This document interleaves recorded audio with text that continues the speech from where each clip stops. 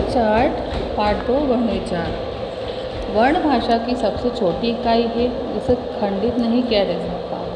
वर्ण को मूल ध्वनि भी कहते हैं। वर्ण उस ध्वनि को कहते हैं जिसके और अधिक खंड नहीं किए जा सकते, अर्थात मूल ध्वनि को ही वर्ण कहते हैं। वर्ण की विशेषता: वर्ण भाषा के उच्चारित और लिखित दोनों रूप के प्रतीक है। वर्ण की भाषा लघुत्तम इकाई है। वर्णों के मेल से शब्द बनते हैं।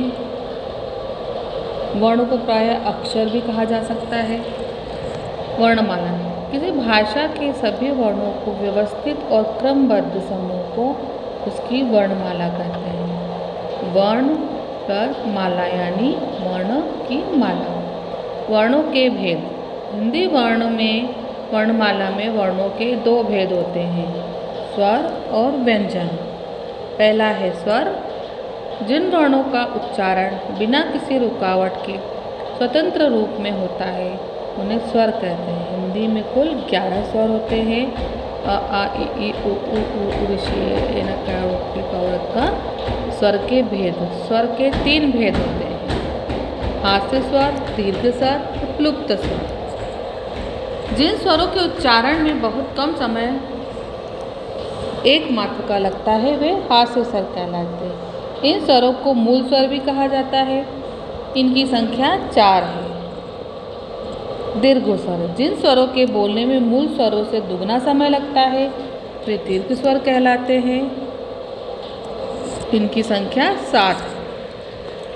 प्लुप्त स्वर: जिन स्वरों के उच्चारण में मूल स्वर या हास्य स्वर के करीब 3 गुना समय लगता है वे प्लुप्त स्वर कहलाते हैं। लिखते समय प्लुप्त स्वर के आगे चिन्ह लगाते हैं, अंकित कर देते हैं। ओम यानी ओ को तीगने समय में बोला जा सकता है।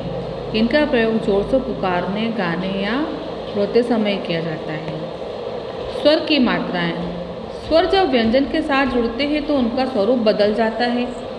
ये स्वर चिन्हों के रूप में प्रयुक्त होते हैं जिन्हें मात्राएं कहते हैं। सभी व्यंजनों के साथ अ की मात्रा जुड़ी रहती है। किसी भी व्यंजन पर अलग से अ की मात्रा नहीं लगाई जाती। अयोग वाह: 11 स्वरों को 33 व्यंजनों के अतिरिक्त हिंदी में 2 वर्ण और भी है, अह, अम और अह। ये दोनों वर्ण स्वरों के बाद लिखे जाते हैं।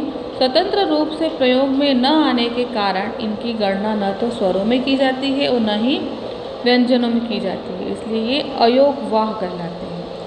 अब आता है अनुस्वार। अनुस्वार का उच्चारण करते समय हवा केवल नाक से निकलती है। इसे शिरोरेखा के ऊपर बिंदु के रूप में लगाया जाता है। स्पर्श व्यंजन के पंचम वर्ण के स्थान पर भी अनुस्वार का चिन्ह लगाया जाता है, जैसे मंदिर, गंगा, डंडा आदि।